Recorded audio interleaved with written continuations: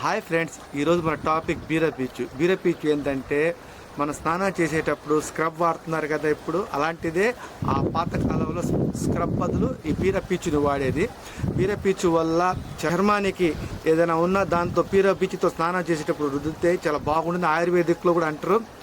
కానీ ఆ బీరపీచు అనేది మార్కెట్లో మన స్టౌనస్పేట్లో కానీ చిన్న బజార్లో కానీ మార్కెట్లో చూస్తే 20 రూపాయల నుంచి 50 రూపాయల దాకా అమ్ముతారు. కానీ ఆ బీరపీచులు మన నెల్లూరు నగరంలోని శివార్లలో చెట్లకి చాలా కాస్తున్నాయి. ఇప్పుడు శీతాకాలపు ఎండాకాలం వచ్చినప్పుడు అవన్నీ ఆ ఫలాలన్నీ ఎండిపోయేసి బీరపీచుగా తయారయ్యి రండి దాన్ని చూపిస్తాం. బీరపీచు వాడడం వల్ల స్క్రబ్ కన్నా బీరపీచు చాలా బాగుంటుంది. ఒకసారి వాడండి. అవి మార్కెట్లో కూడా ఉంటాయి, టౌనస్పేట్లో చిన్న బజార్లో కానీ మన నగరాలు అన్ని చోట్ల ఉంటాయి. కానీ బీరపీచు గురించి మన పెద్దోళ్ళకి చాలా బాగా తెలుసు. ఒకసారి బీరపీచు చూసి ఎలాగ తీస్తారో చూసే ప్రయత్నం చేద్దాం రండి. ఫ్రెండ్స్, ఇదో బీరపీచు కాయలు, ఇది బీరకాయలు. ఇది ఎండిపోతే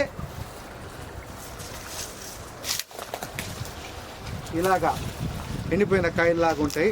ఇది సింపుల్గా తీసుకోవచ్చు. దాన్ని సింపుల్గా తీసుకొచ్చింది.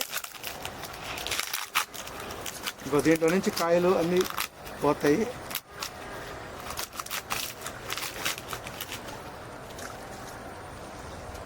ఇదే బీరపీచు అంటే.